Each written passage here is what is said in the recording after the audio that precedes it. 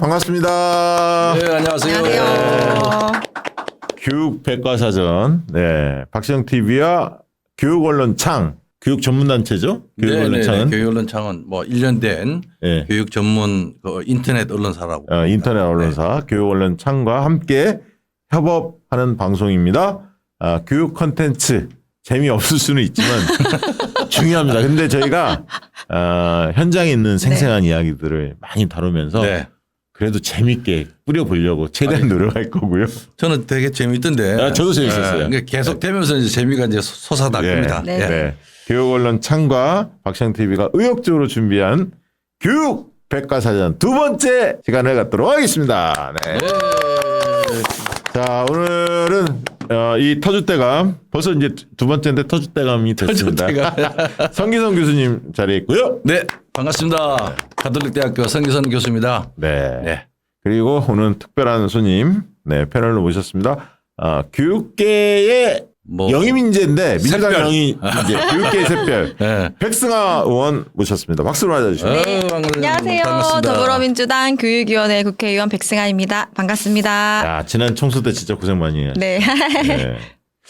그 거리에서 막 유세할 때도 보면 마이크 사용이 안 되잖아요. 네. 비례대표들은. 그랬죠. 그래서 백승아 의원이 굉장히 고생하시더라고요. 네, 제가 다행히 목청이 좋아가지고 네. 마이크 없어도 있는 것처럼. 학교 선생님들은 목소리가 네. 늘 아이들한테 이렇게 네. 들리게 하려니까 예. 맞습니다. 약간 쉬어 있었거든요. 네네. 근데 그 훈련이 돼서 그런지. 그럼요. 저 17년 차 교사였기 때문에 뭐 그쯤이야. 지금 저기 네. 원주에서 출퇴근한다면서요? 네, 원주에서 출퇴근하고 있습니다. 야, 대단하십니다. 아이들 때문에. 네, 제 세 자녀랑 이제 가족들이 다 원주에서 행복하게 잘 살고 있기 때문에 예. 제가 국회의원 됐다고 갑자기 이사 올 수는 없잖아요. 그래서 예. 제가 고생하고 있습니다. 아이고. 대단합니다. 대단합니다. 정말. 자, 오늘은 교육 여러 현안 중에 최근에 이제 이게 어떻게 보면 가장 중요한 현안일 것 같아요. 교권 문제. 네. 또 이제 학생 인권 조례하고 그런 관계 설정을 어떻게 해야 하느냐. 이 교권 특히 이제 서희초 네. 그 사태가 있었기 때문에 관련해서 이제 법도 정비하고 여러 노력은 했습니다만 여전히 현장은 아우성입니다. 어려움을 토로하고 있고 또 이와 관련해서 백승아 의원이 여러 입법 활동들을 하고 있는데 또 이 부분에 대한 여러 뭐 또 이론도 나오고 있고 여러 네. 뭐 다른 생각도 표출되고 있어서 이걸 한번 좀 짚어봐야겠다. 네. 이 교권이 어느 정도 침해되고 있는지 그리고 그 교사는 개혁의 대상이 아니라 개혁의 동력입니다. 교육개혁을 우리가 완수하려면 교사들의 참여 없이는 이루어질 수 없거든요. 그러니까 과거에는 개혁의 대상 뭐 이런 표현을 했지만 맞습니다. 저는 개혁의 동력이라고 봅니다. 이걸 동력화하지 않으면 아무것도 이루어지지 않는다. 학교가 변하지 않는다. 그런 측면에서 교사들의 지금 상황, 교권이 어떤 상황에 처해져 있는지 그리고 이걸 어떻게 과연 학교가 신나게 그리고 선생님들은 또 보람차게 아이들은 신나게 이렇게 돌아갈 수 있는 환경을 만들지 이 부분을 오늘 집중적으로 좀 다뤄보도록 하겠습니다. 먼저 백승아 의원님께 여쭤볼게요. 네. 지난 그 서희초 때 교사 네. 대투쟁이 있지 않았습니까? 네. 많은 분들이 기억하실 텐데 의미를 좀 부여하신다면 뭐라고 말씀 주시겠습니까? 네, 그러니까 작년 2023년이죠. 7월에 초임 선생님이 학교에서 이제 목숨을 끊으시면서 그걸 계기로 학교의 교권 추락의 현실, 이 민낯이 그동안 감춰져 왔던 것이 우리 사회에 드러나게 됐다. 전 이런 계기가 됐다고 보고요. 또한 이 정치적으로 소외되어 있어서 이 정치 시민권이 없었던 교사들이 어떤 정치적으로 목소리를 내야겠다. 이런 각성하는 계기가 되었다고도 생각을 합니다. 이 서희초 선생님의 죽음으로 인해서 그동안 꾹꾹 눌러서 참아왔던 이 교사들이 네. 더 이상 이렇게는 아이들을 가르칠 수가 없다. 이 학교에서 가르칠 수 있는 환경이 아니다, 지금은. 그래서 학생은 배우고 싶다. 또 교사는 가르치고 싶다는 구호를 외치면서 선생님들이 작년에 30만 명이 거리로 나오셨어요. 그러니까 누적 80만 명입니다. 이 집회가 얼마나 대단한 위대한 집회였냐면 얼마나 위대한 투쟁이었냐면 조직화돼서 이끌어간 단체나 구심점이 없었어요. 그냥 정말 선생님들, 교실에서 아이들 가르치는 선생님들 스스로가 매회 집회마다 서로 다 다른 선생님들이 이번에는 제가 한번 나서 보겠습니다. 예. 하고 나서면 자원봉사자들이 다른 선생님들이 막 제가 자원봉사 할게요. 하고 다 같이 힘을 모아서 네. 그때그때마다 톡방을 만들고 버스를 대절하고 자발적으로 또 봉사자들이 교통 정리까지 다 하고 이 누가 다칠까봐 네, 네. 쓰레기 수거까지 다 하고 가서 경찰들이 뭐 이런 집회가 다 있는지 놀라워했었거든요. 이런 교사들이 왜 거리로 30만 명이나 누적 80만 명이나 쏟아져 나올 수밖에 없었는가. 그만큼 학교가 아이들을 가르칠 수 없는 그런 지경에 이르렀다. 이 사건으로 인해서 그게 우리 사회에 드러났고 우리 사회가 이제는 답을 내놓아야 할 때이다. 그런 계기가 되었다고 생각합니다. 백성 의원님도 그때 네. 적극적으로 참여하셨죠? 그럼요. 저도 이제 검은 점, 저희끼리 교사들끼리 검은 점이라고 불러요. 검은색 옷을 입고 모였었거든요. 그래서 저도 하나의 검은 점으로 참여를 했습니다. 네. 저도 했습니다. 네. 그리고 맞아요. 오해하시는 부분이 있는데 이게 교사들만의 투쟁이 아니라 교권을 살려야겠다, 학교를 살려야겠다고 하는 많은 시민분들이 함께 해주셨던 투쟁입니다. 네, 그런 그 동일 직종에 네. 약 80만 명, 연인은 80만 명이 나왔다. 네. 저는 교육계만 보면은 네. 세계에서 그런 사례는 그렇죠. 없다라고 저는 예. 생각했거든요. 저도 네. 유일무이할 것이라고 생각합니다. 너무너무 놀랐습니다. 전국에 뭐 아무리 많아봤자 한 45만에서 50만 정도 교원이 있다. 네. 그중에서 한 번에 그때 9월 4일 날 나온 게 한 30만 이상 어떤 경우는 50만으로도 얘기하는데 아니 그게 가능한가 그랬더만은 교장 교감생 빼고 또 그중에서도 교장 교감생도 오신 분도 있지만은 학교 지키는 최소 인원만 빼고 특히 초등의 경우는 뭐 거의 전원이 다 나왔다 할 그러니까 이게 정도니까. 단일 네. 직종 이렇게 들고 일어난 역사가 있을까? 한번 생각을 해보면 과거 그 97년도에 그 노동법 날치기 할 때 네. 노동계가 연인원 거의 100만 명 투쟁을 했거든요. 어, 세게 했어요 그때도 노동합법이었으니까.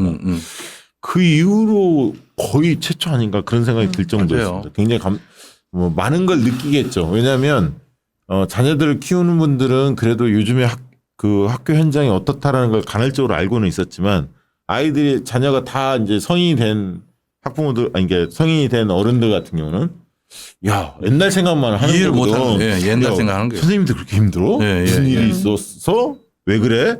이렇게 생각을 했던 거거든요. 근데 요즘 이제 아이들 키우는 학부모들은 대략 느낌은 있죠. 그럼요. 야 학교 정말 왜냐면 학부모들끼리도 보면 이상한 학부모도 있고 조금 적응을 못하는 맞습니다. 이 학생들 때문에 그 논란이 자기 자녀까지도 피해갈까봐 늘 이런 이야기들이 많이 불거졌거든.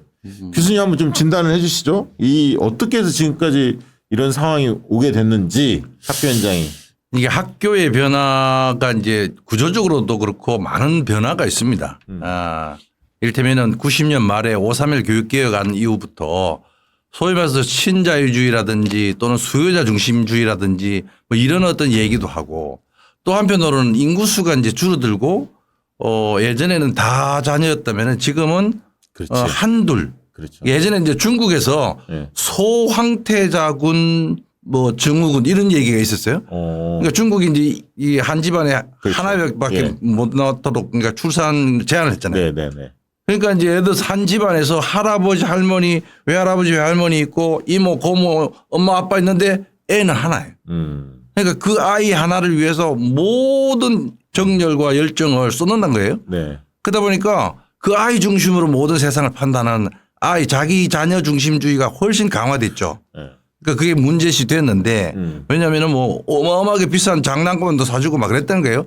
그게 한 20년 전에 제가 들었던 얘기인데 네. 지금 우리나라의 자녀의 상황을 보면은 그것보다 더하면 더했지 덜하지 않은 상황이다. 그러니까 객관적인 상황이. 그러니까 과도하게 몰입할 수밖에 네, 없구나. 그렇게 돼 있고 이런 어떤 경쟁이 강화되고 그걸 통해서 학벌이 더 강화되고 그러니까 자녀의 실패에 대해서 못 참아하고 네. 이러한 어떤 교육의 역기능이 너무너무 심해졌고 이게 이제 학교 안에서 우리 자녀가 다른 아이들과의 관계를 어떻게 만들고 교육 공동체를 어떻게 만들고 이런 노력들이 잘 안 맥히다 보니까 교사들이 하는 행동 하나하나가 모니터링이 대상이 되잖아요. 그러니까 예전에는 또 교사들의 전문성이 강화되고 학력도 높으니까 부모들이 약간 그 죄의식도 있었거든요.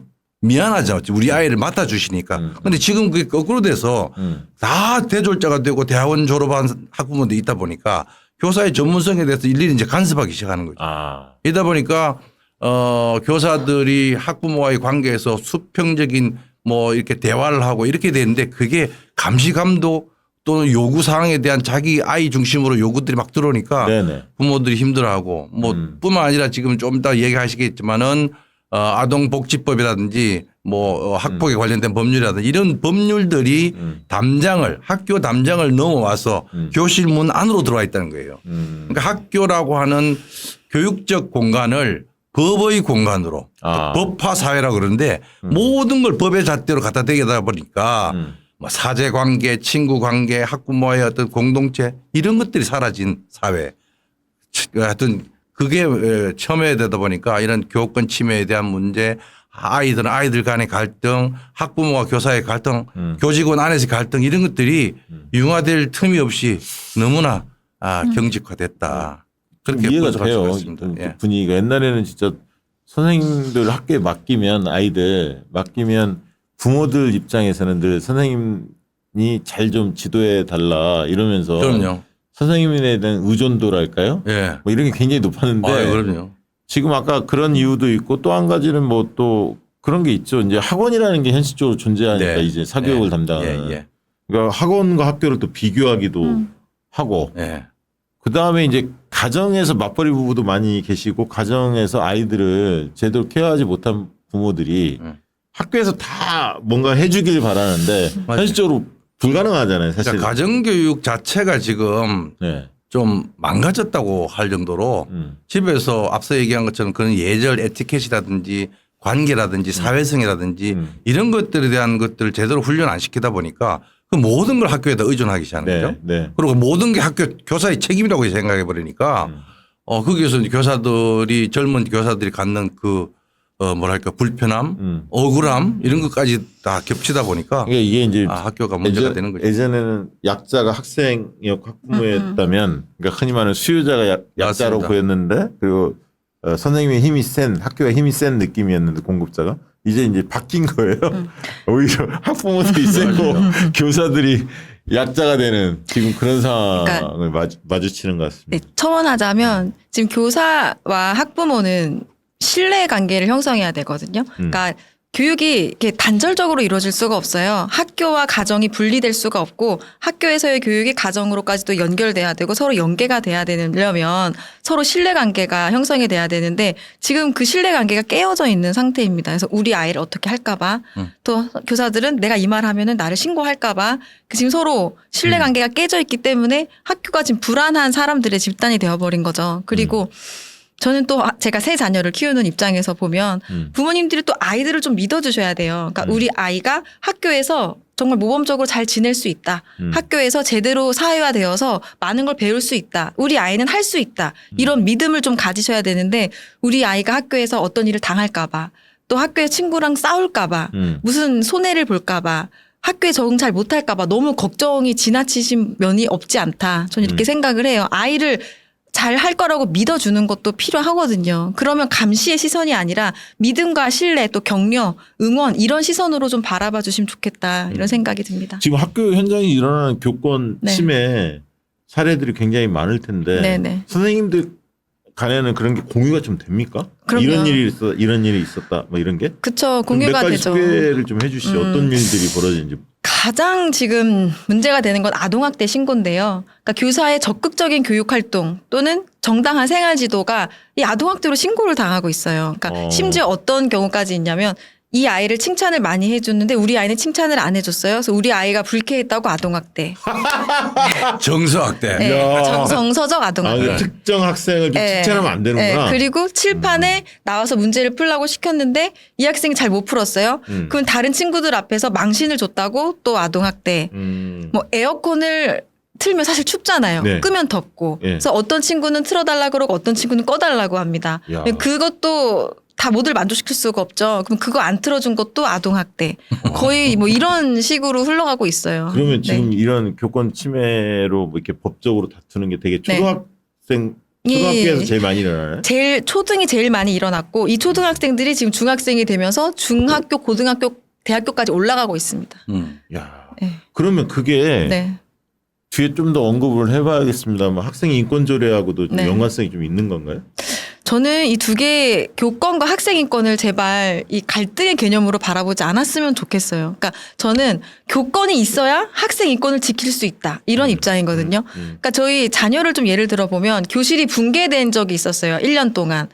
그러니까 아이들이 계속 소리 지르고 떠들고 왁자지껄 해도 선생님의 교육이 안 들어요. 그러니까 조용히 해 뭐 해도 계속 시끄럽게 해요. 그럼 수업이 안 되죠. 그러니까, 옛날에는 두들 팼는데. 네, 그러니까 아무것도 할 수가 없어요. 때리는 거 절대 안 되고, 옛날에는. 네, 옛날에는. 복도에 나가 있는 거 안 되고, 맞으면서 다른 세대인데 우리가. 반성문 쓰는 거 안 되고, 반성문도 안 되고. 네, 손 드는 거 안 그것도 되고, 학대. 그러니까 다 안 돼요. 다 아동학대예요. 그러니까 아무것도 할 수 간접체벌로 없어요. 보는구나. 아니 네. 그 경계가 불분명하니까 뭐든지 맞습니다. 걸면 다 그렇게. 그러니까 옛날에 뭐 뒤에 서 있고 뭐 손 들고. 아유 절대 안 돼요. 요즘은 그런 일 없어요. 그게 이제 옛날 간접체벌인데. 네. 그러니까 심지어 제가 그런 얘기를 들었어요. 아니 교권 확립한다고 하는데 백 의원은 그러면 너가 아버지 뭐 하시노 막 이럴 때처럼 애들 막 때리고 함부로 하고 그러려고 그러냐 이런 의문을 제시하시는데 큰일 납니다. 잡혀갑니다. 지금 법으로 체벌 금지법이 이미 있죠. 제정이 되어 있어요. 당연히 때릴 수 없고 지금 에어컨 틀어주지 않는다고 아동학대로 신고하는 분들이 계신데 그보다 더 심한 행위 절대 할 수 근데 없습니다. 그런 게 궁금한 네. 게 있어. 아까 있던 우리 어떤 아이는 칭찬했는데 우리 아이는 안 했어. 이런 학부모 있잖아요. 네. 그런 학부모가 많습니까? 그게 상식적이지 않잖아. 이 주장이. 그러니까 점점 늘어나고 있죠. 그러니까 제가 2007년도에 첫 발령 받았는데 그럴 때는 그런 분들 안 계셨는데 해가 갈수록 제가 학기 초에 담임교사에게 바라는 점 이런 걸 달라고 제가 학습지를 보내요. 그러면 써서 보내주실 때 가장 많이 모든 학생에게 빠지지 않고 써 있는 내용이 우리 아이는 칭찬을 해주면 잘해요. 칭찬을 많이 해주세요. 이런 걸 굉장히 바라세요. 그렇죠. 근데 사실 칭찬의 역효과도 굉장히 크거든요. 그러니까 아이들은 칭찬받으려고 학교 오는 게 아니에요. 학교에서 관계를 배우고 갈등이 생겼을 때 이걸 어떻게 풀어나가고 이렇게 공동체 안에서는 어떻게 살아가야 나가야 하고 우리 사회에서 살려면 어떻게 내가 처신을 해야 하고 이런 모든 하나의 작은 사회 속에서 힘들고 불편한 걸 참을 줄도 알고 내가 하고 싶은 말 불편하지만 할 줄도 알고 그런 모든 것들을 배워나가는 곳인데 네. 오로지 예쁨 받고 칭찬 듣고 이러려고만 하다 보니 갈등이 생길 수밖에 없죠. 네. 야, 지금 말씀 들으니까 국회의원 정치인이 아니라 여전히 교육자의 대단하십니다. 네네. 학교가 네. 사실은 해야 될 기능들이 여러 가지인데 우리가 기억을 하신지 모르겠는데 90년 말에 교실 붕괴 담론이 생겼어요. 네. 막 잔다, 자고 있다, 막 이런 거 그러니까 있었어. 통제 불능 상태. 학원으로 다 빠져나가고. 나중에 우리나라에 와서는 학교 위기, 학교 붕괴까지 나왔어요. 그러다가 또 한 번 더 나가서 교육 붕괴라는 얘기까지 나왔어요. 교실, 그게 일본의 학교, 영향이에요. 교육. 네. 일본은 이즈메뿐만 아니라 그 교실 붕괴가 있었다. 그게 우리나라에 보도되면서 90년 말에 그 용어를 가지고 우리를 보니까 그때 막 그 교실에 뒤에 뭐 카메라 들고 찍고 그러니까 우리나라 교실도 붕괴됐구나. 근데 그 교원단체에서 교실 붕괴가 아니라 학교 붕괴 얘기하고 나중에 교육 붕괴까지 얘기했는데 그 영향력이 아마 오늘날까지 이어지면서 심화된 게 이런 현상이 아니냐. 교육 자체, 관계 자체, 기능 자체가 근본적인 변화가 이제 일어나고 있는데 좋은 방향으로 변화가 되는 게 아니라 각자 도생에 왜냐 학교에서 모든 게 기록이 되고 그게 경쟁 입시 교육의 자료가 되니까 그게 안 남기려니까 자기 방어를 해야 되잖아요. 자기 방어 방식으로 지금 얘기한 것처럼 이게 학대다라고 얘기하면서 고소고발 들어가고. 예를 들면 제가 이렇게 네. 한번 물어볼게요. 보통 지금 초등학교 한 반에 뭐 20몇 명 정도 되잖아요. 25명 이하 정도 되잖아요. 대부분. 그렇게 되면 그런 학부모들이 몇 명이나 존재합니까? 평균적으로 한 2-3명 정도 있나요? 그런 걸로 민감하지도 않은데 네, 그런 거 네. 가지고 시비를 걸고 문제 제기를 하고 뭐 법적으로 대응하겠다 이런 분들이 얼마나 있나요? 반마다 학교마다 지역마다 다르긴 천차만별이라고 생각하시면 되고요. 뭐 한 반에 많으면 뭐 20-30%일 때도 있고 없는 해에는 한 분도 안 계실 때도 있고. 골치 아픈 거예요. 네, 야, 그럼 근데- 선생님들 어떻게 대응해요? 지금 이런 상황에서 그냥 소극적으로 하는 건가? 그냥 예. 아이들을 대할 때. 무대응 하시는 분들이 대다수죠. 왜냐하면 불편한 이야기를 했다가 악성 민원이 들어오면 고소고발 당하고 이 송사에 휘말리면 네. 교사 혼자서 그걸 감당해내야 되거든요. 현재는 제도가. 그렇다고 하더라고요. 그러니까 그냥 휘말리지 않으려고 참는 경우가 대다수죠. 그러니까 그러면- 전화번호도 안 준다 그러는데. 아니 그러니까 아이들을 대할 때 방어적으로 대하게 되죠. 그럴 것 같아. 네, 그러니까 적극적으로 안 할 것 같아. 네네. 교직 사회에서 유행하는 말 중에 하나가 아무것도 하지 않으면 아무 일도 일어나지 않는다. 야, 씨. 이게 말이 안 되는 얘기지, 그러니까. 그러니까 열심히 하지 마. 이런 말들을 많이 해요. 괜히 그거 하다가 뭐 사실 아동학대 신고당한 선생님들 대부분은 열심히 열정적으로 하는 맞아요. 선생님들이에요. 왜냐하면 뭔가 학급 목표를 정해놓고 열심히 막 하다 보니까 사람이 오버하게 될 때도 있고 순간 내가 지나치게 행동할 때도 있겠죠. 근데 열심히 안 하고 그냥 방치하면 아무 일도 일어나지 않아요. 그 아까 저 발언은 용산의 대통령실 출신의 그렇지. 강승규 옛날 수석이 안철수 아무 말도 안 하고.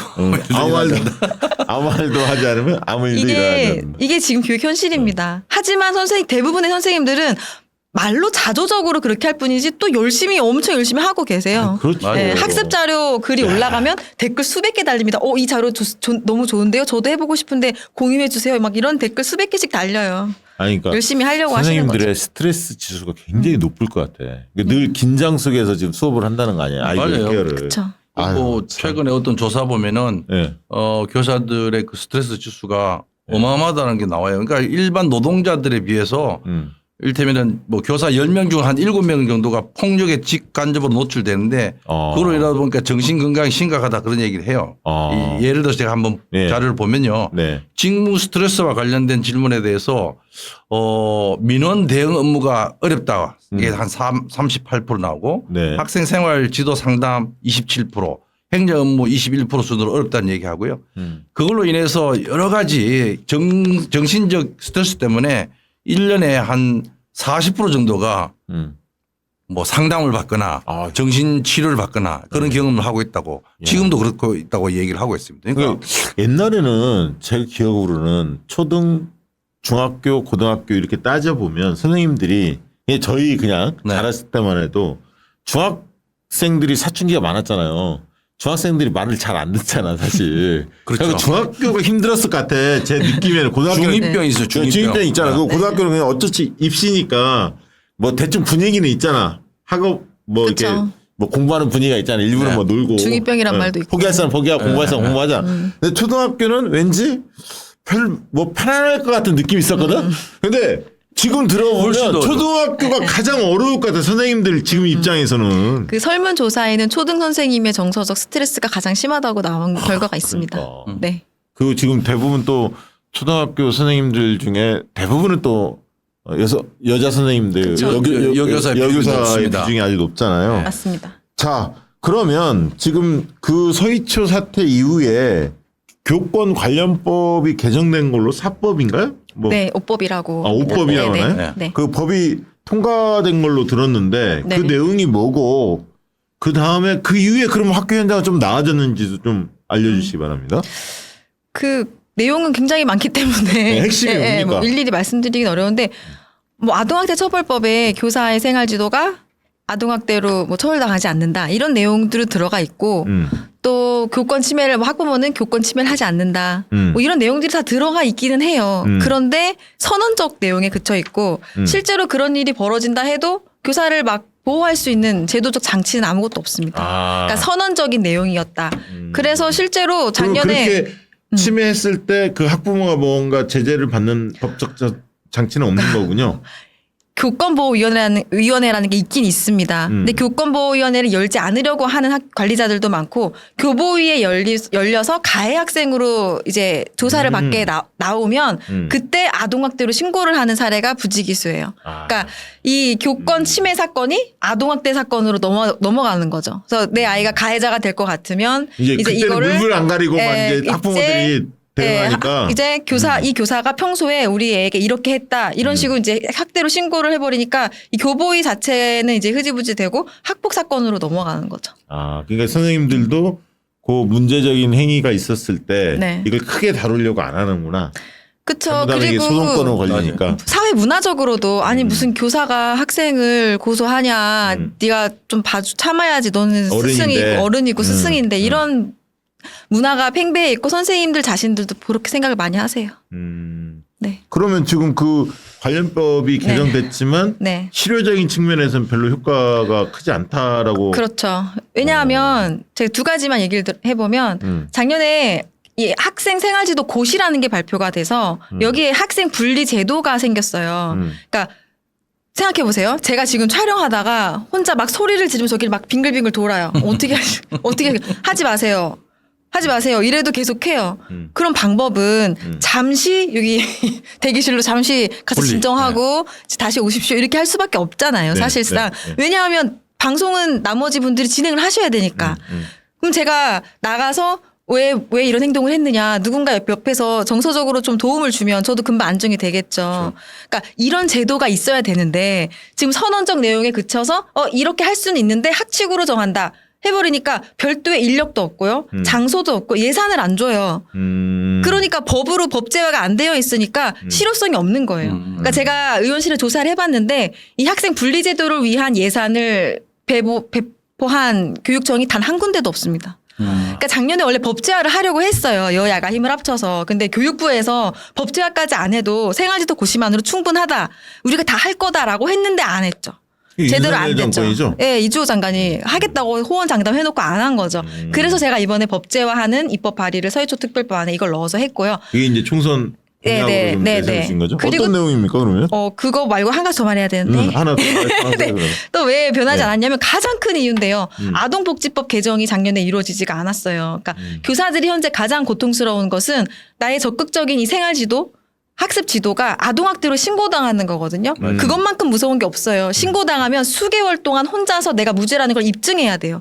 그 경찰서 수사기관에 가서 혼자. 그러니까 학교에서도 별로 도움 안 준다면서요? 전혀요. 아무런 법적 보호 장치가 없습니다. 야, 그 선생님 혼자 담당을 해야 혼자 가서 학생이 이렇게 했다는데요. 그러니까 무죄 추정의 원칙이 없어요. 그러니까 이 했다는데 이렇게 했죠. 그럼 안 했습니다. 이 말밖에 할 게 없는 거예요. 7시간, 8시간을 그렇게 한다고 생각해 보세요. 그러니까 이 반복되는 수사 때문에 그 사기가 저하되고 위축되니까 이 교육 활동을 제대로 할 수가 없어 사표 내는 분들도 굉장히 많으세요. 작년에 중도 퇴직하신 분들이 거의 8,000명이 넘습니다. 역대 최고치예요. 그리고 교대생들도 자퇴를 굉장히 많이 합니다. 지금 이 교대 총장님들이랑 요새 많이 간담회를 갔는데 거의 10% 20%씩 자퇴를 해버려요. 맞아. 교대 들어가려고 얼마나 그거 이제 공부 잘해야 교대 그러니까요. 들어가는데. 교대 커트라인도 계속 낮아지고 있고. 있어요. 그러니까 이 사실 초등교사에 대한 그 선호도가 직업 그 선호도에서 네. 특히 중고등학교 학생들한테 높았거든요. 그렇죠. 근데 갈수록 이게 떨어져서 네. 지금 이제 교대 총장님들 입학생 못 채울까 싶어 걱정하고 아니 과거 진짜 초등 그 선생님들에 대한 선호도 뭐 예를 대단했죠. 들면 흔히 말하는 결혼 시장에서 맞선을 보더라도 맞아요. 있잖아요. 사람들이 그러니까 좋아했잖아 다들. 교원 그런 사람. 얘기 하지 마십시오. 아니 저 때가 그때인데 제가 공상학번인데 제일 많이 들었던 얘기가 신부감 1위 뭐 어쩌고 하셔서 제가 그때 그랬어요. 저 결혼하려고 교사 된 거 아니거든요. 그거 맞는데 네. 그 정도로 그러니까 인기가 많았다. 인기가 많았지 이거죠. 네네. 진짜. 이게 이제 제 부친도 초등학교 교사였는데 네. 결국 그 당시에 보면은 만족도라든지 또 자기 그 어떤 직업적인 어떤 그 진지성이라든지 네.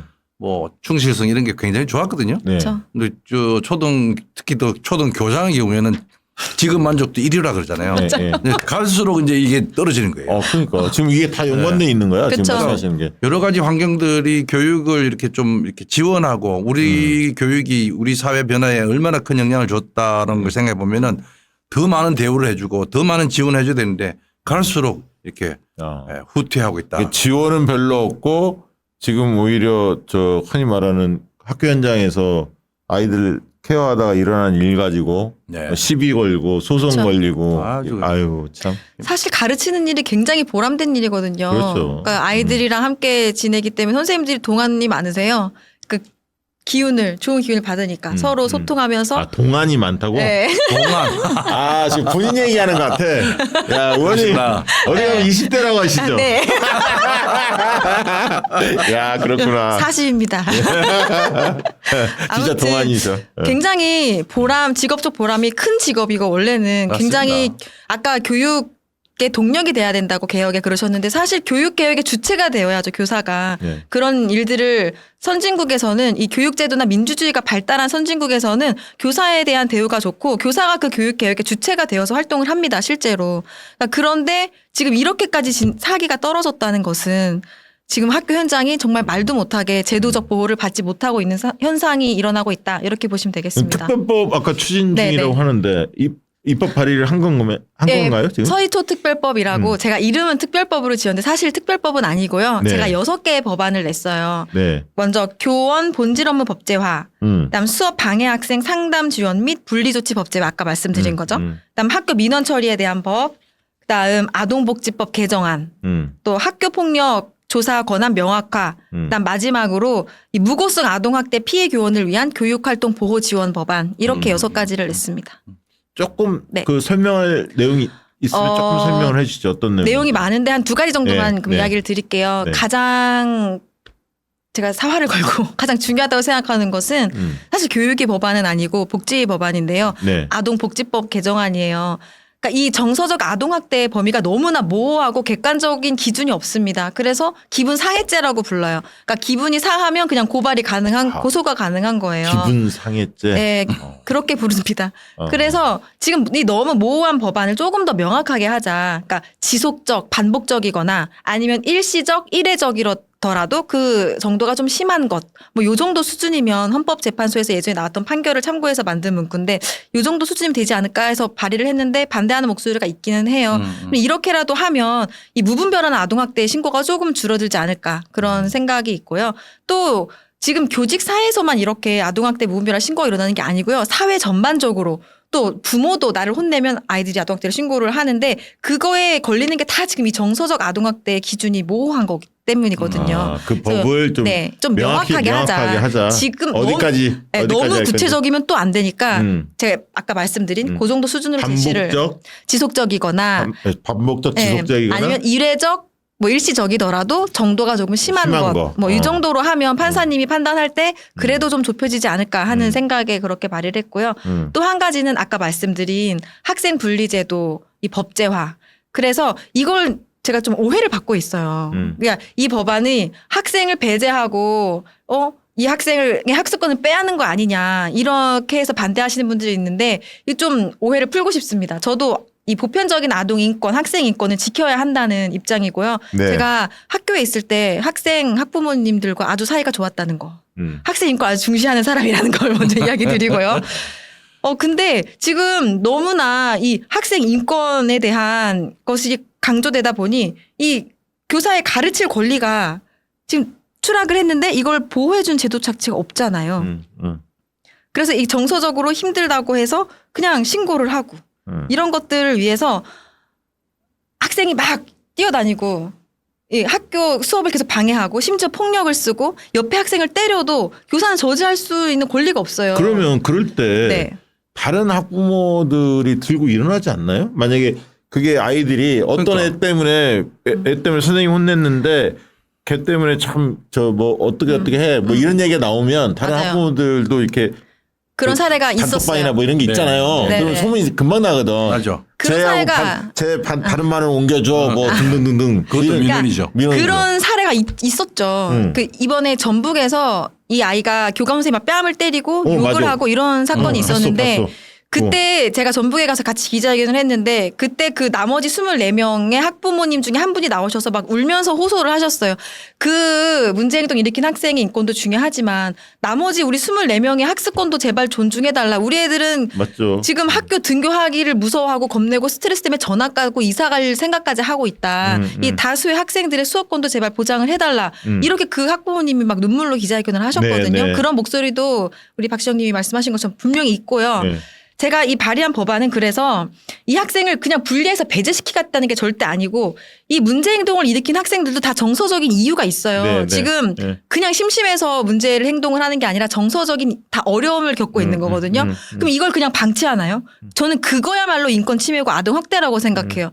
이 학생을 분리해서 그냥 두는 게 아니고요. 이 학생에게 맞는 상담을 지원한다거나 외부 행동 전문가가 판단해서 이 학생은 잠시 그냥 일시적으로 스트레스 받았을 뿐이다. 그럼 그럼 다시 바로 교실로 돌아오는 거고 아니 이 학생은 지금 정서적으로 어떠한 어려움이 있기 때문에 상담을 꾸준히 좀 받아야 될 것 같다. 아니면 심한 학생은 뭐 ADHD다. 아니면 뭐 치료를 받아야 한다. 이렇게 판정을 전문가에게 받아서 이 학생도 지금 치료가 돼야 학년이 올라갈수록 원래 점점 더 심해지거든요. 그러면 학업은 점점 더 포기하게 되고 교육 격차는 더 심해지고 따라갈 수 없게 돼요. 그러니까 이 친구의 회복을 위해서 단 한 명도 놓치지 않기 위해서 제가 이 법안을 발의한 겁니다. 그래서 이 친구에게 알맞은 지원을 해주고 별도의 프로그램을 운영하고 또 나머지 학생들은 방해받지 않고 수업을 받을 수 있고 그러니까 이거는 교권과 학습권 모두를 지키기 위한 인권을 지키기 위한 법안이지 특정한 학생을 배제하기 위한 것이 아니라는 거 이 자리를 빌어서 오해를 좀 풀고 싶습니다. 그러니까 지금 뭐 자료들을 네. 보니까 민변이라든가 참여연대 네. 이런 데에서 지금 그 이야기를 하는 거잖아요. 네네. 오해세요. 그러니까 지금 맺힌 한이 많아지고. 네, 그러니까 이게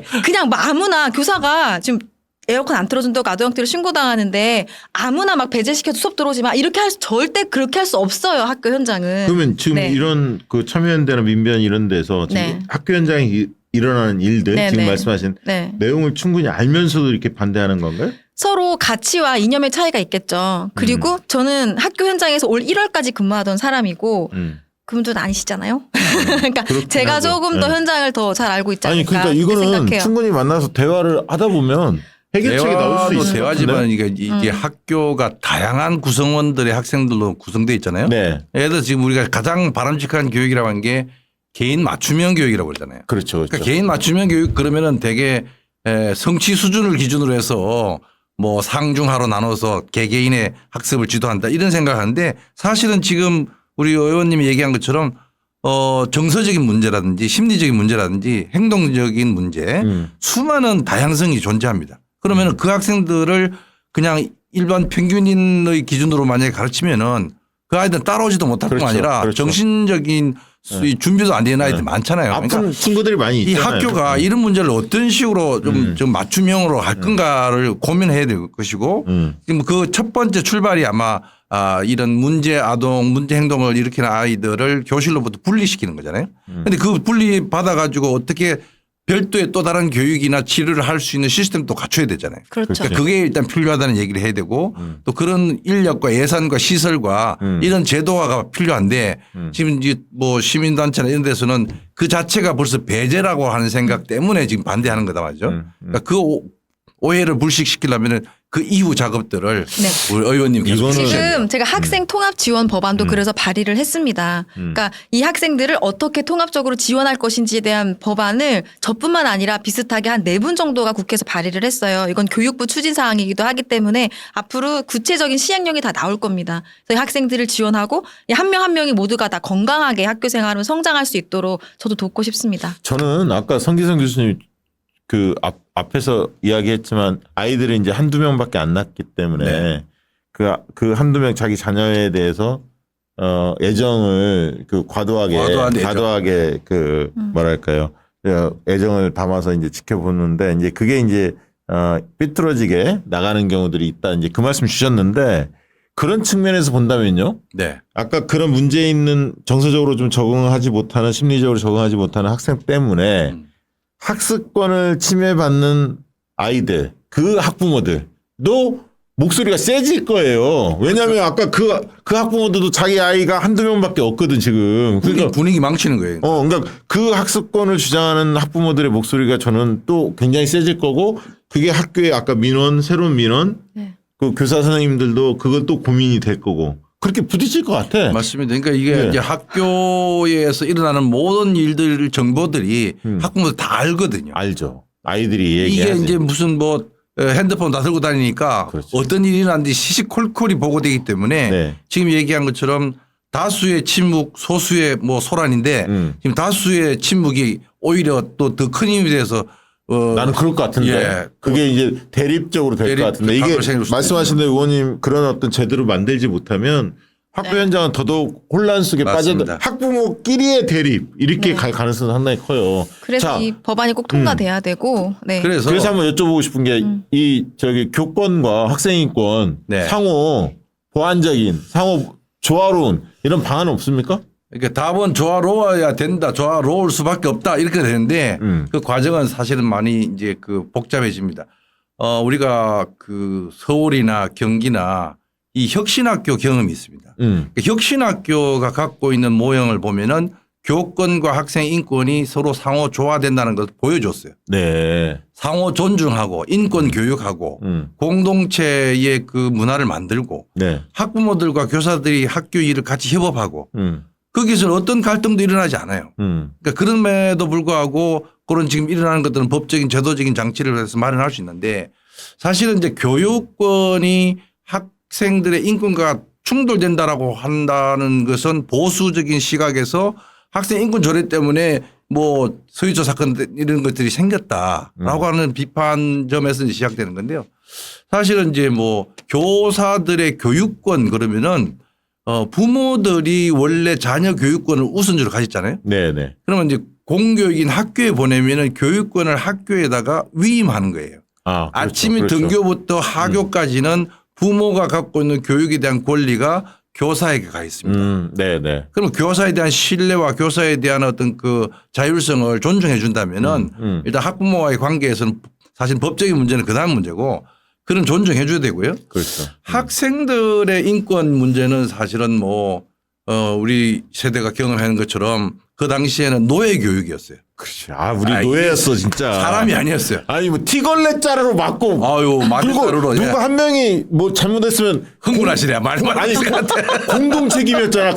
같이 책상 위에 올라가. 맞아요. 뭐 무릎 때리고 아니 누가 특정인이 잘못하면 같이 벌 받고. 아무튼 골 때렸어. 지금은 그러니까 학생 한 명 한 명이 사람이다. 기본 인권을 가지고 있는 어떤 뭐 우리가 서울시가 그런 얘기했죠. 교복 입은 시민이다 그랬잖아요. 그러니까 학생이 특수한 존재가 아니라 이제 사람의 영역으로 들어왔어요. 그러니까 사람이 갖고 있는 권리, 기본 권리를 보장해 줘야 돼요. 네. 그러한 시각에서 우리가 이제 뭐 자기 주도적인 학습이라든지 학습자 중심이라든지 학생 중심이라든지 이런 얘기들이 나오는 네, 게 그러다 보니까 학생 인권이 올라가면 교권이 떨어진다 얘기하는데 절대 그렇지 않습니다. 그거 통계자료도 확인되잖아요. 그러니까 네. 예를 들면 그 교권이라고 하는 것을 제가 다른 얘기를 하면은 교사의 여러 가지 전문적인 권리를 얘기하는 거거든요. 여기는 어떤 게 있냐?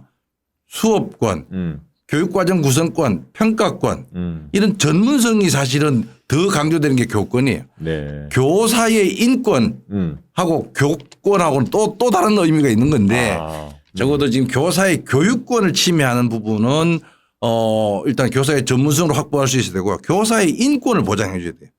지금 아까 얘기한 그런 사례들은 교권 침해 사례일 수도 있지만은 좀 더 구체적으로 하면은 교사도 학생도 기본 인권이 있거든요. 그렇죠. 그러니까 거기에 대한 존중을 해줘야 되는데 그러네. 네. 우리가 인권 감수성이 떨어지고 또 인권 교육을 제대로 안 하고 내 그 주장만 하지 타인에 대한 어떤 경청 자세가 안 돼 있고 이게 다 교육을 통해서 해야 됩니다. 그러니까 맞아요. 앞으로 우리가 이런 문제들을 해결해 나가기 위해서는 초등학교부터 서로 상호 존중하는 인권 교육을 해야 되고 학교 교육을 통해서 민주 시민 교육을 더 강화해야 돼요. 그래요. 맞아요. 그런데 지금 말이죠. 네. 서울시 교육감으로 나와 있는 보수 후보는 민주 시민 교육을 없앤다고 그러니까 말이 안 되는 거예요. 그러니까 민주 시민 교육 속에서 공동체 의식을 회복할 수 있는 그게 교육을 통해서 교육 문제를 해결할 수 있다고 저는 생각해요. 야, 교수님 오늘 그 말씀 딱 들어오네요. 그러니까 교사의 교육권 그걸 존중받아야 하고 또 인권, 교사의 인권 두 가지를 다 존중을 받아야 학생도 인권을 존중받아야죠. 그러니까 같이 다 인권 존중을 받은 사람이 인권을 또 이렇게 얘기할 수 있는 거지. 야, 그러니까 노예 교육 받은 사람들은 이 참 부분은 힘들어요. 사실은 공론화를 좀 더 거치면 그렇습니다.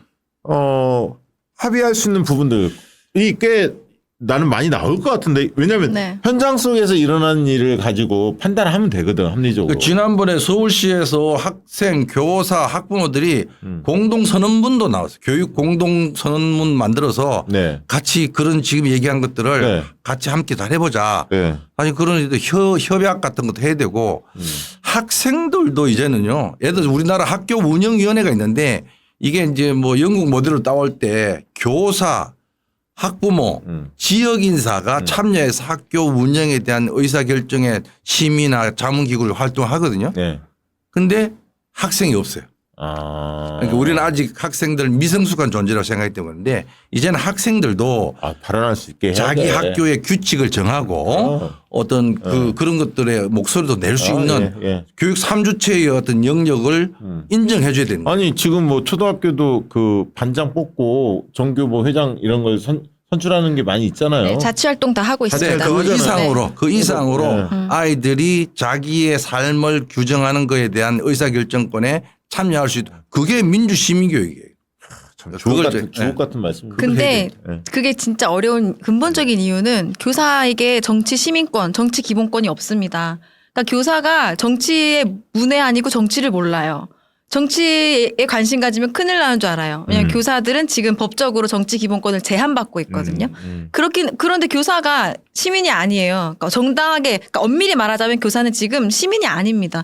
그런 교사가 그냥 정치적 미성숙한 학생들을 가르치는데 어떻게 민주 시민 교육이 제대로 일어날 수가 있겠어요? 맞아요. 그러니까 교사부터 정치 시민권, 정치 기본권을 회복해서 온전한 시민이 되어야 이 대한민국의 민주주의가 결국은 발전할 수 있다고 생각합니다. 그 다른 나라들은 대부분 다 그렇게 하고 있죠. 그럼요. OECD 국가 중에 정치 시민권 없는 나라는 대한민국이 유일합니다. 아니, 우리나라밖에 없어요. 안 좋은 거 이런 대통령도 네. 처음 봤어. 안 좋은 거 유일한 거 많아요. 그러니까 그러니까 지금 말씀하신 것처럼 교사의 정치 기본권에서 일테면은 정치적 중립성을 지켜야 된다라는 이 논리 때문에 그렇거든요. 네. 그건 근데 수업 그것을 시간에만 지키면 되거든요. 그러니까 그거를 종교적 중립성도 지키고 있잖아요. 그럼요. 내가 수업하고 주말에 가서 교회나 절이나 성당 갈 수 있잖아요. 그럼요. 그렇죠. 그러면은 수업 시간 안에 아이들 대상으로 정치적인 파당적인 어떤 얘기를 하지 않고 내가 수업 이후에 퇴근 이후에 내 삶의 민주시민권을 회복해서 정치적인 발언을 할 수 있고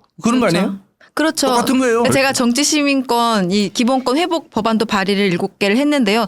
정확히 그 내용입니다. 근무 시간 내에 학생들에게 본인의 정치적 신념을 주입하면 안 된다는 내용이 들어가 있어요. 그러니까 이걸 어기면 징계받는 거예요. 하지만 퇴근 후에는 내가 정당도 가입할 수 있고 내가 좋아하는 정치인에 대해서 후원도 할 수 있고 SNS에 글도 좀 쓸 수 있고 지금 그걸 다 못하거든요. 출마도 못합니다. 그래서 사표 내고 왔잖아요. 그러니까 공무원은 그냥 네. 묶여 있는 거죠. 네네네. 공무원. 뭐 예를 들면 국회의원은 뭐 정당 추천이니까 그럴 수 있다고 지금 이 법안에서는 그러는데 더 웃기는 거는요. 지금 저 교육감 선거도 있잖아요.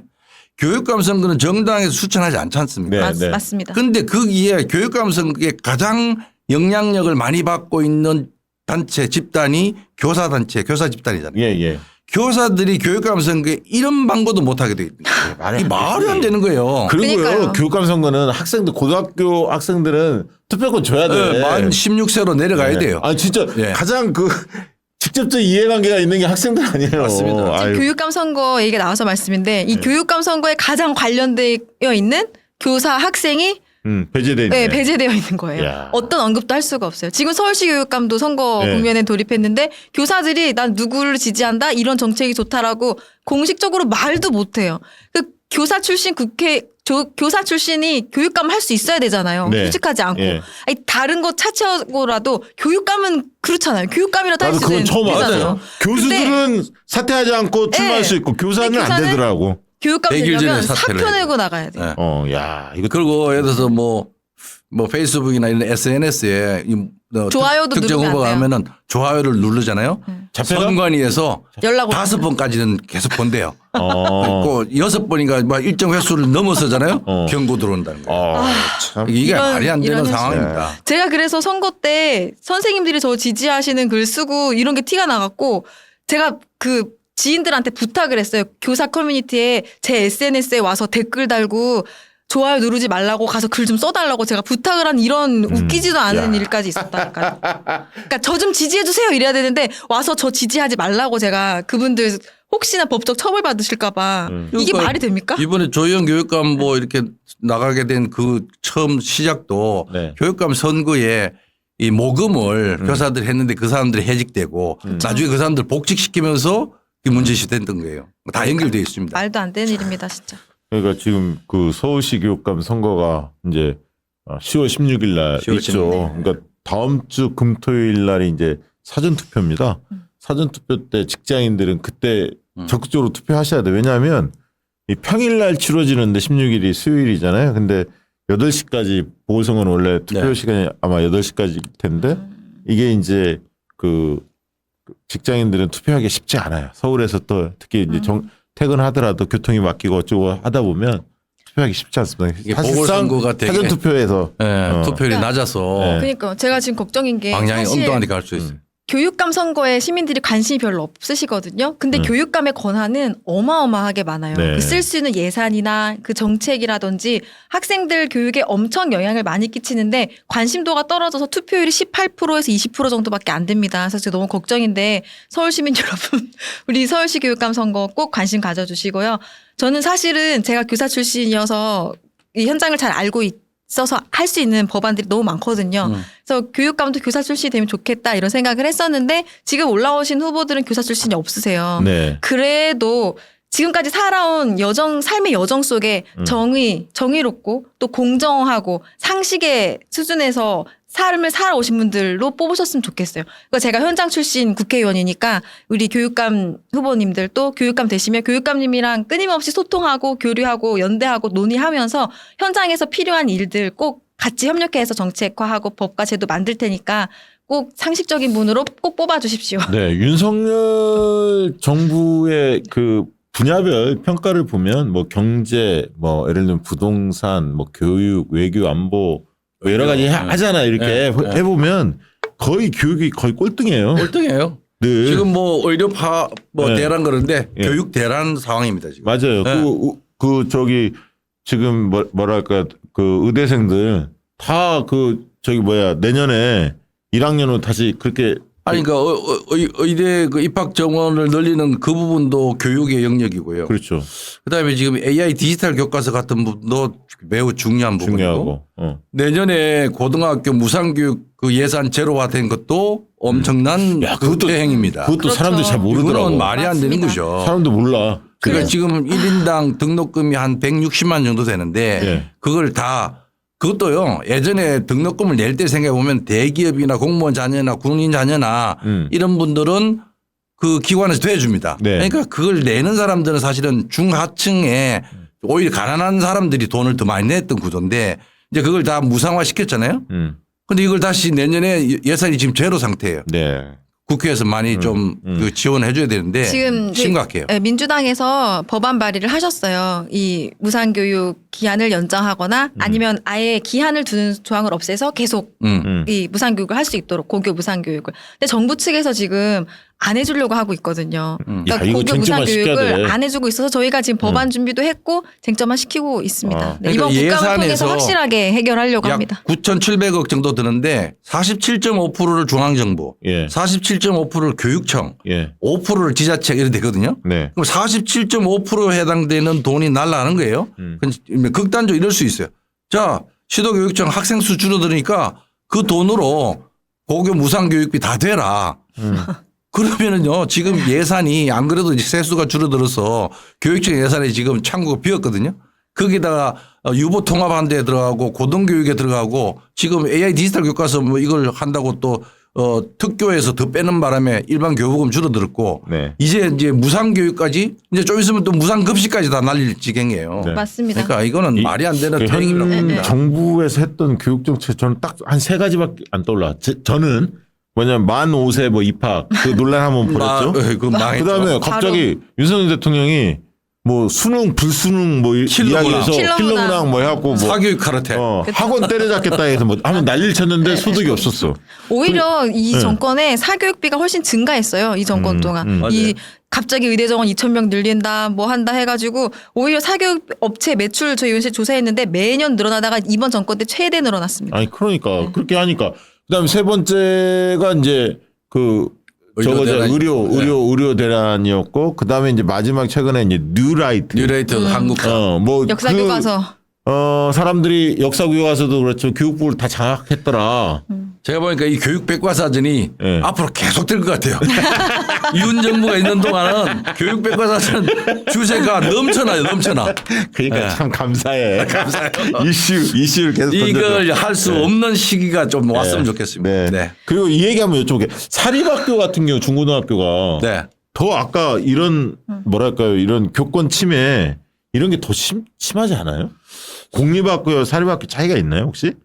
사립학교 같은 경우에는 학교에 고용이 되는 형태잖아요. 네. 그러니까 이사장의 권한이 굉장히 커요. 그래서 아무래도 더 은폐되고 그럴 더 것 공론화되지 못하고 이런 면들이 더 심각하죠. 그리고 이제 우리 영화 같은데 보면 이사장이나 이사 주요 자식들이 문제가 많잖아. 말죽거리. 학교에서 깽판을 치잖아. 네. 근데 이거를 어떻게 통제를 못하는 선생님들이 맞아요. 이런 거 맞아요. 많이 봤었잖아요. 맞아요. 네. 그럴 것 같은 느낌이 더 들어. 그럴 수 사립학교는. 있습니다. 사립학교는 지금 우리 사학법을 개정해야 되는데 사실은 공교육 시스템 안에 있는 사립학교거든요. 네. 마치 사립학교를 사교육으로 착각하는 분들이 많아요. 네. 모든 법령의 규정을 따라서 공공성을 우선으로 시키는 게 사립학교인데 그 안에서 일어나는 일들은 참 얘기할 게 너무 많아요. 네. 사실은. 다음에 한번 이 부분도 좀 다뤄봐야 할 것 같아요. 공립학교하고 사립학교 어떤 차이가 있는지도 한번 교육 백과사전에 좀 다뤄봐야 할 것 같고요. 요 얘기 좀 잠깐 여쭤볼게요. 지난 30일 날 교육부가 네. 자율형 공립고가 협약기관 임직원 자녀를 대상으로 입학 전형을 실시할 수 있다는 시행령 개정안을 국무회의에서 통과시켰습니다. 근데 이거 상당히 비판이 많이 나오던데 어떤 내용입니까? 심각해요. 심각하죠. 아니 이제 이게 저 자공고 자립형 공립고등학교가 MB 정부 때 고교 다양화 300 프로젝트라고 하는 이름으로 시작됐는데 들어봤습니다. 그러니까 자립형 사립고등학교, 자율형 사립고등학교가 문제시됐죠. 네. 그 유사한 사례가 하나고등학교. 그렇지. 은평구에 있는 하나고등학교가 네. 하나 임직원 자녀들을 맞아요. 뭐 20%씩 그 특별 전형했던 거예요. 그래서 지금 뭐 줄이고 있는데 이제 자공고는 뭐냐? 공립학교 중에서 교육과정이나 선발권 이런 자율권을 준다는 거예요. 그러니까 자사고는 사립고고 사립이고. 자율형 사립고 이건 자율형 그런 공립고. 형태로 자공고를 만들었는데 문제는 이제 최근에 교육부가 지금 이 시행령을 바꿨다고 하는 것은 자공고에 일테면 그 인근에 있는 기관, 공공기관이에요. 뭐 연구소라든지 또 기업, 또 지자체, 네. 협약을 통해서 지역 발전에 뭐 이렇게 협의를 할 수 있다 이렇게 돼 있어요. 그러면서 그 협약한 기관의 자녀들을 특별 전형으로 일정하게 뽑을 수 있는 권한을 주겠다는 거예요. 네. 그 말은 그 지역 내에 있는 학생들에게 골고루 교육 기회가 가야 되는데 네. 이를테면은 국가기관 네. 또는 사적인 어떤 기업들 네. 여기에 임직원들에게 일정한 주는 기원을 거잖아. 주겠다는 거예요. 그러니까 특혜 주는 거예요. 이거는요, 특권 교육이죠. 우리가 쉽게 생각하면은 고려 조선 시대에 있었던 음서제도의 음서제. 부활이다. 내가 그러네. 얘기하는데 저도 그 말씀 드리려고 말이 안 되는 거예요. 현대판 음서제도. 근데 이런 거 어떻게 뻔뻔하게 대놓고 추진하려고 하지? 그러니까요. 그러니까 이제 이 야, 국민들은 소수 두려워하지 않나? 이제 이거는 문제의식은 여기에 있는 거예요. 저 지방에 예. 공공기관들이 이전했잖아요. 네. 이제 교육과정 예, 예. 평가원 같은 경우에 진천을 예. 이전했어요.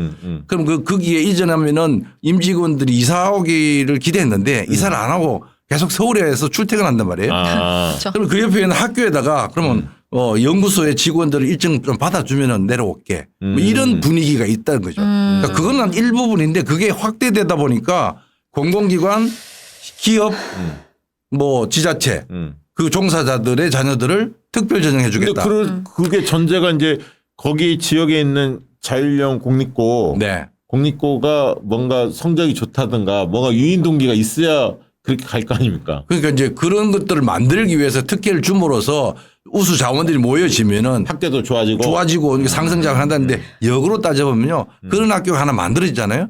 그 주위에 있는 다른 학교들은 더 다 혼태야 열악하거든요. 되지. 네. 그럼요. 싹 빨려들지. 이 교육을 그런 식으로 생존의 게임으로 하면 안 되는 그러니까 거예요. 공립학교의 본질적인 목적은 공공성과 평등성이잖아요. 네. 모든 학생들에게 균등하게 가르치겠다. 모든 학생들을. 근데 특정한 자녀, 특별한 직업을 가진 부모의 자녀를 특별 전형으로 입학을 시키겠다. 이거는 아까 말씀하신 대로 현대판 음서제도밖에 안 되고 교육 격차는 더 커지고 사회적인 불평등 더 심화되겠죠. 그러니까 좀 이제 교육의 미국의 본질이 뭔지를 생각을 해야 될 것 이주 같아요. 장관이 머리에 미국의 똥들만 쌓여갖고. 이저 차트 스쿨이라는 걸 아유. 흉내 내려고 한 건데요. 네. 차트 스쿨이 얼마나 많은 폐해를 일으켰는지 미국 교육의 역사를 보면 알 수 있습니다.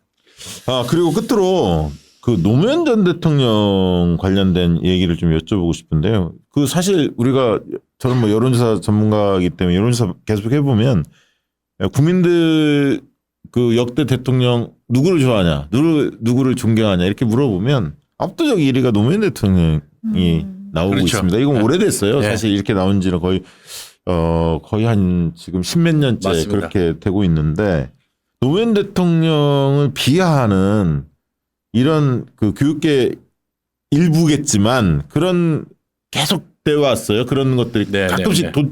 돌길적으로 나옵니다. 무슨 교과서 나옵니다. 예. 시험을 내는데 그 노무현 대통령이 빗대서 시험 문제를 낸다든가 그걸 뭐 좋은 쪽이 아니라 그 서거했던 그 봉하마을 뭐 그 뒷산에서 뛰어내렸던 그거를 가지고 그 노무현 대통령이 연상시키게끔 만드는 그런 행위들. 야, 이거 저 보면은 이게 다- 최근에 경남의 중학교 사례인데요. 제가 예, 그 보면은 사회화 예, 지필평가에서 사회화의 역할이 뭐냐라고 하는 서술형 지문을 이제 출제했는데 지문의 내용이 이렇습니다. 봉화 마을에 살던 윤땡땡 씨는 행방불명돼 가지고 10여 년이 지나 동네 뒷산에서 발견됐고 사회로 돌아온 이후에도 말을 배우지 못하는 등 적응하지 못하다가 스스로 뒷산 절벽에서 뛰어내려 목숨을 끊었다. 이런 내용이에요. 이거는 봉화마을에 있는 경남 김해시 진영읍이 명시되진 않았지만은 봉하마을이란 해당 학교와 마을이 불과 한 27km밖에 안 떨어져 있어요. 예, 예. 누구든지 다 아는 그 뉘앙스로 이렇게 진짜 문제가 나쁜 놈이지. 이건 대통령에 대한 그 비하뿐만 아니라 이거는 도의적으로 이랬으면 안 되는 거죠. 그러니까 이게 전 다 일간 베스트라고 하잖아요. 예전에 네, 일베들이 이 속출하면서 거기에서 노무현 대통령 또 민주진영을 욕하고 험담하고 사실 험담이라고 하기 너무 불편할 정도로 정말 심한 말 못할 말로 표현하지 못할 행동들을 저주하는 많이 거죠. 했었잖아요. 네, 그거의 연장이라고 생각해요. 그게 잘못된 교육의 힘이죠. 일간 베스트를 통해서 많은 학생들이 나이 어린 친구들이 어릴 때부터 이 주입 세뇌가 되어서 그냥 노무현 대통령을 비하하고 민주당 그게 또 민주당 비하 또 민주주의 비하 이런 것으로 쭉 이루어지면서 여러 가지 용어들 많아요. 뭐 참교육이라든지 이런 것들이 문제는 예전에는 일간 베스트 일베에만 있었던 것들이 많은 커뮤니티로 지금 다 퍼져서 그 유사한 일베 사이트들이 굉장히 많아졌고 어린 학생들이 거기에 너무 많이 노출이 되어 있다. 그래서 네. 학교에서 가르치지 않아도 지금 인터넷상에서 너무나 흔하게 저절로 습득하는 그러니까 교육이죠. 그것도 잠재적인 교육 과정이죠. 그걸 통해서 지금 불거진 이 잘못된 정치 교육이 비전의 참상이라고 생각합니다. 맞아요. 저희가 그 정치비와 그땐 왜라고 그 과거에 굵직굵직하게 일어났던 정치적 사안에 대해서 다루는 코너를 새로 신설을 했는데 마침 이 교육백과사전 지금 오늘 방송이 토요일 날 9시에 네. 업로드가 되는데 정치비와 그땐 왜 이번 편이 바로 2002년 노무현 대통령의 집권 과정 어떻게 대선에 승리했는지 노무현은 누구인지를 다루는 코너입니다. 토요일 날 이번 주 토요일 날 그러니까 이 방송이 이루어지는 그 다음 날 우리가 지금 방송이 토요일 날 업로드 되니까 일요일 날 내일 9시에 저녁 9시에 노무현 대통령 관련된 집권비와 그땐 왜 꼭 시청해 주시기 바랍니다. 자, 이런 일이 다시는 일어나지 않았으면 좋겠고 끝으로 오늘 한 말씀씩 듣고 마무리해야 할 것 같습니다. 성기수 교수님.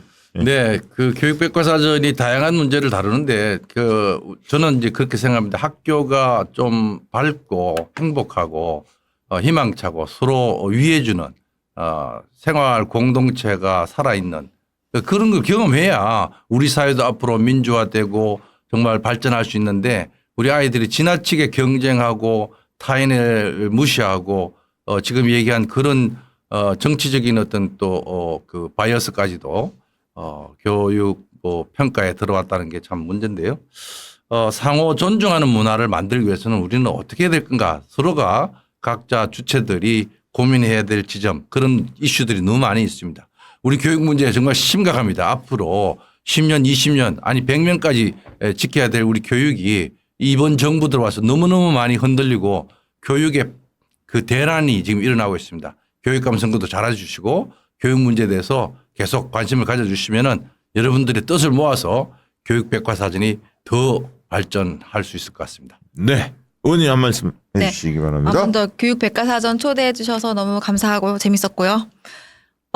교육 주체들 간에 또 학생, 학부모, 교사들 간에 서로 신뢰가 회복되어서 또 학생들은 행복하게 배우고 교사는 안전하게 가르칠 수 있고 또 학부모는 믿고 학교에 아이를 맡길 수 있는 그런 학교가 만들어지면 좋겠고요. 그렇게 하기 위해서 저도 국회에서 법으로 할 수 있는 모든 걸 다 하려고 노력하겠습니다.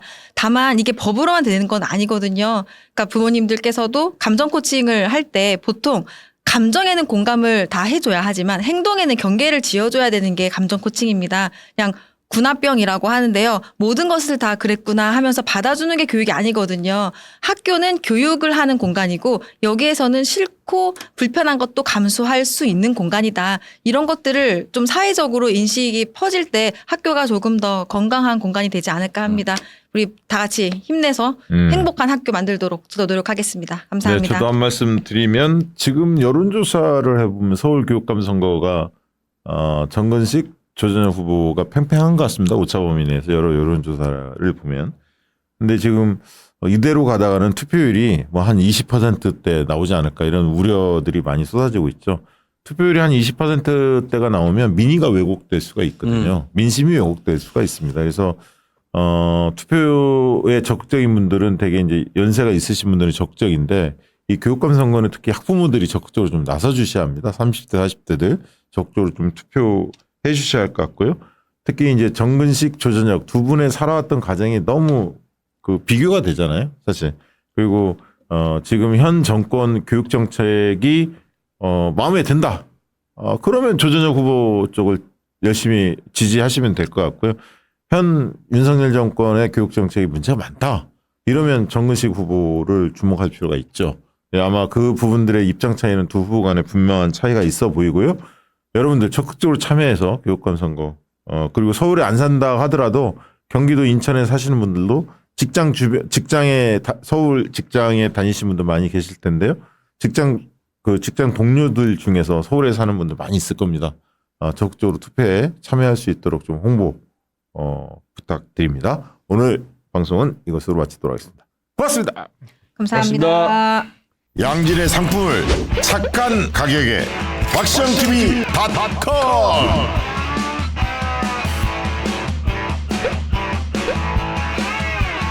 다양한 상품들 식품 건강 생활 쇼핑이 후원이다. 박시영TV.com